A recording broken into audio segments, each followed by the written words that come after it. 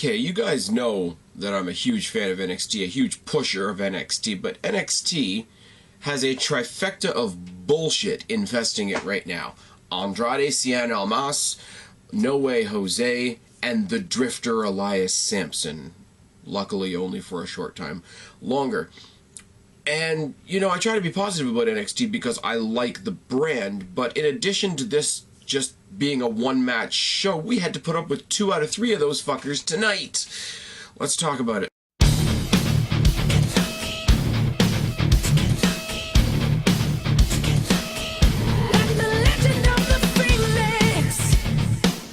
What's going on, everybody? It's your buddy, it's your pal Spaz Phoenix, the YWC Reality Check, here with a sort of lackluster, not really much energy, March 8th NXT review.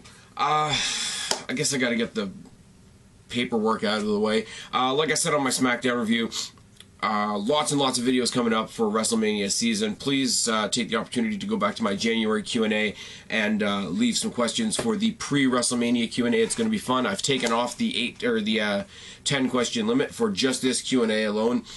There's going to be a lot of vids coming up. We're going to do a tackle for TakeOver. We're going to do a tackle for WrestleMania. We've got a side project with myself and Kristen, aka Black Cat Feline. And there's going to be the Q&A. I'm going to try and review everything up until WrestleMania, as I mentioned in my last video. Going to get a lot of overtime in the next couple of weeks, which is great for the wallet and not so great for the sleep. So I might miss a SmackDown or an NXT here or there. Let's talk about this NXT. I would really love to get excited about this NXT, but it was just not great. They were live from the CFE Arena, which is not Full Sail. It's still somewhere in Florida. I don't know my way around Florida, so don't ask me.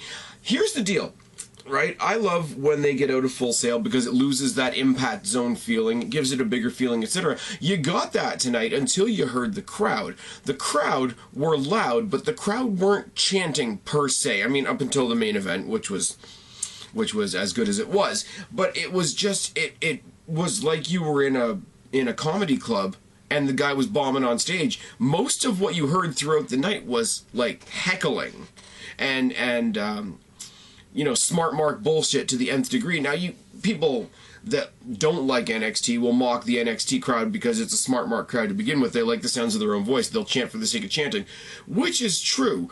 This was more obnoxious, and if the tapings from this show are going to go for the next 4 weeks, it's going to get old real quick. We start off with Dillinger versus Eric Young, or at least that's what we thought. Eric Young had a promo last week around the garbage can there. I thought it was really good. Sort of Wyatt-esque.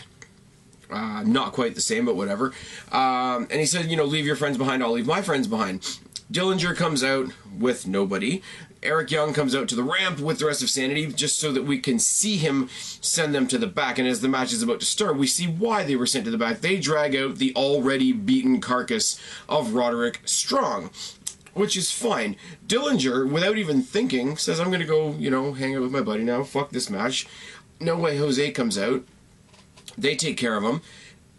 And it's just, there's no energy to it. Like, it's not like there's no energy because it's so sad and it's so shocking and all that sort of thing. It's no energy like there's just nothing. Like there's no rage, there's no sadness, there's no worry for the thing.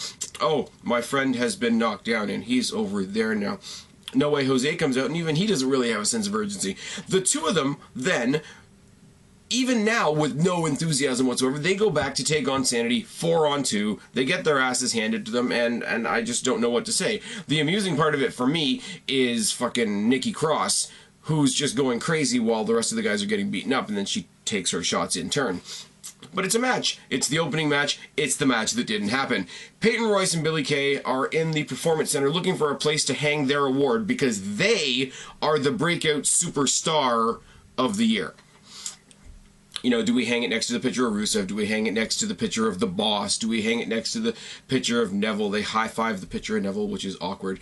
They walk through the gym of the Performance Center, and they mock the Dusty Tag Team Classic trophy, which is not good at all, is it? And then they mock Ember Moon on the other side of the glass. For reasons I don't really know, she chases them out of the building and it's all good. You figure there's going to be a match coming out of that, but instead there's a creepy promo of a guy. We never see his face. We see his hands moving stuff around enough to see that he's really tattooed up. There's a lot of candles. It's a generic, creepy promo for an anonymous guy who's, I guess, coming in the next couple of weeks. He talks about the fact that he's not good or evil, he just is, because that's what humans do, and, you know, whenever I show up in NXT, everything's gonna fade to black. And it's just, because we've grown up on The Undertaker giving promos like this, and Finn Balor delivering promos like this once he got to the main roster, and Bray Wyatt especially, this is just, okay, you're spewing some drivel.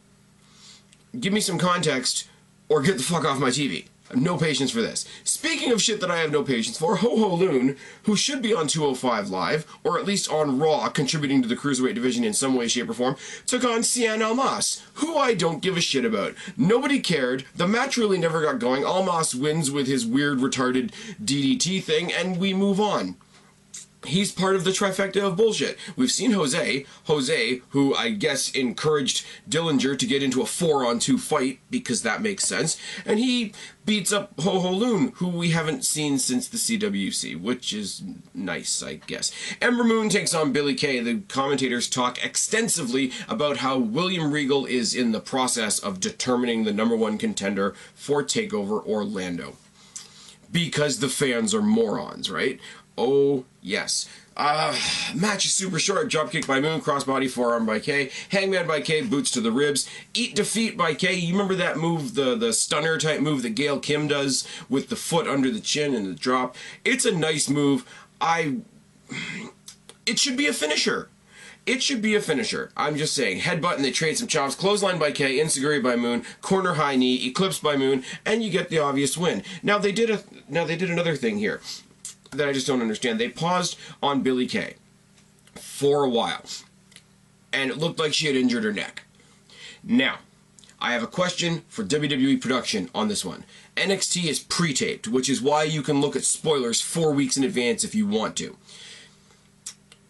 If it was kayfabe, why would you want to gather sympathy for the heel who lost, even though she had a 2-on-1 advantage over the babyface? That makes no sense. Sympathy is a babyface thing. If it wasn't, if it actually happened, why would they keep that in the recording and put it out there on television? You have one of your superstars legitimately injuring themselves. Go to something else, or cut it, or make the episode, 2 minutes shorter post-production.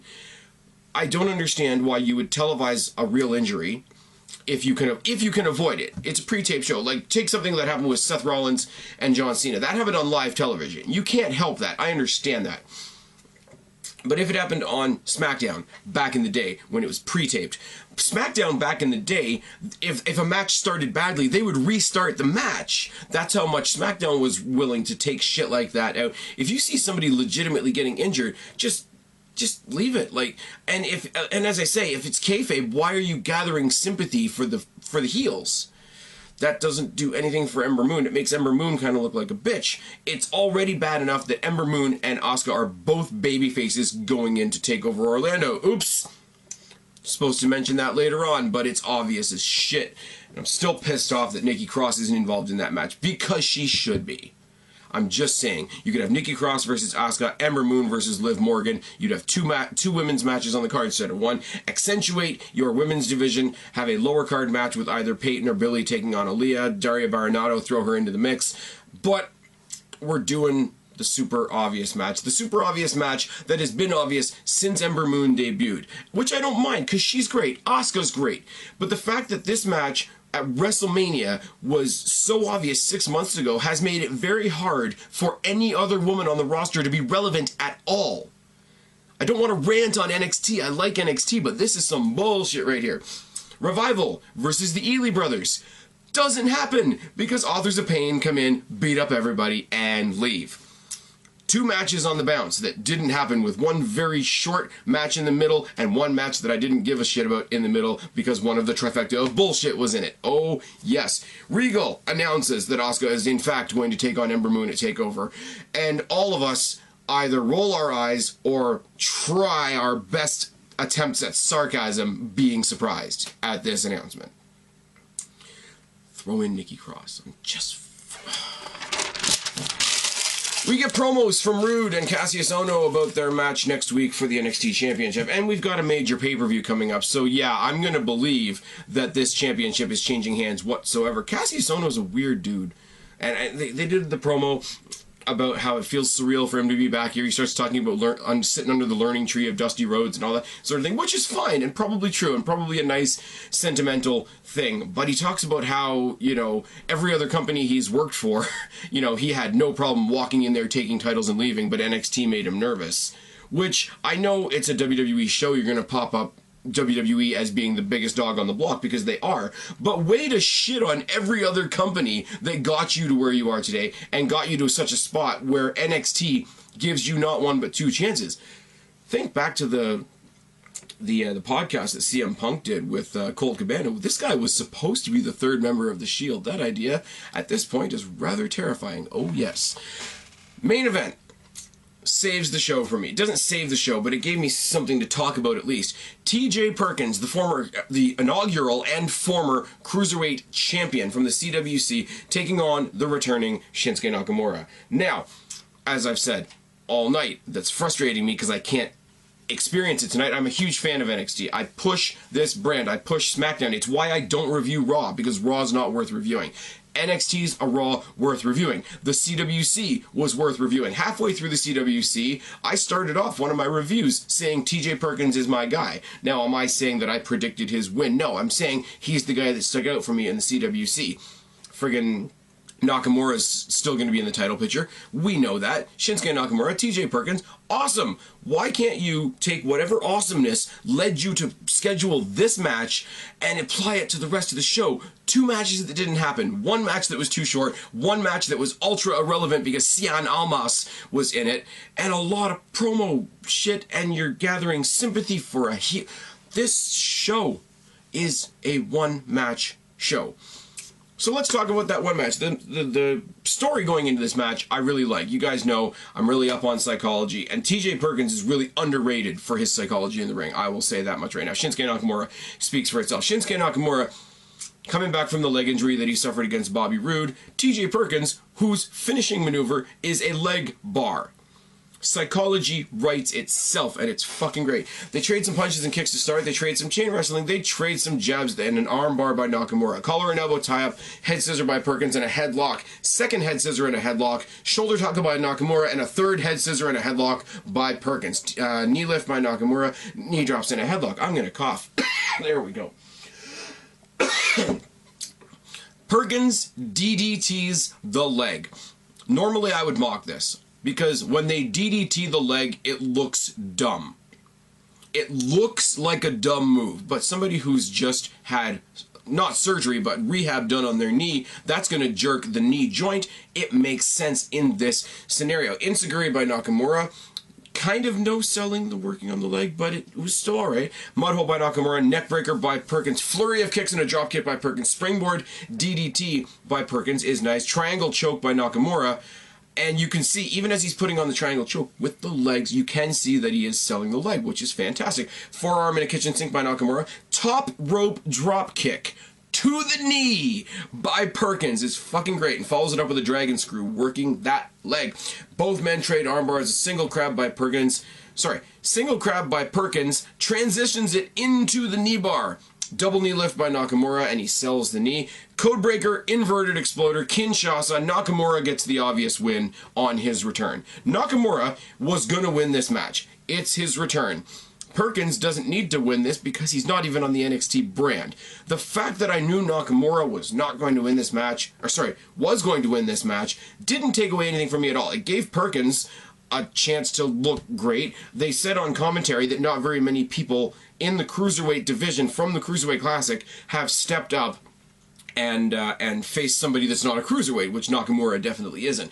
It pumped up Perkins. I really hope they use some footage from this the next time Perkins has a match on Raw or 205 Live. If he's not going to be the champion, let him be the flag bearer. Let him be the guy that faces guys that are not Cruiserweights and represents that division and represents that 205 Live brand in the rest of the roster. I think that would be a cool thing to do with Perkins when you know he's probably not going to be the champion again for a while. The championship's probably going to get tossed between Neville and Aries and Cedric and Tozawa and all those guys that are, I will say, better than Perkins, but you need to give him something else to do. And if they do stuff like this with him, intermingling with the rest of the roster, intermingling with the other brands to represent his division, I think that would be a really cool role for a guy, a positive guy, a babyface, you know, upbeat, fun character like a TJ Perkins. No problem with this whatsoever. Regal, in the back, makes the announcement that whoever wins between Rude and Cassius Ohno next week is going to take on Nakamura at TakeOver. And if that's supposed to make me believe that Ohno has any chance of winning this match next week, it failed. Guys, I hold NXT to a higher standard. I hold SmackDown to a higher standard. This was a bad show. It got us to where we need to get to for TakeOver. It was functional, I guess, but this was a bad show. I don't know what else to tell you. Anyways, I've been Spaz, your YWC Reality Check. Subscribe up there, talk down there, start a conversation, keep all these conversations going. Don't be a stranger. I will talk to each and every last one of you later, but for right now, I'm tagging out. Bye, guys. Like me, don't apologize. They can hold you down. You were born to rise. It's our time now to come out. If you're a freak like me.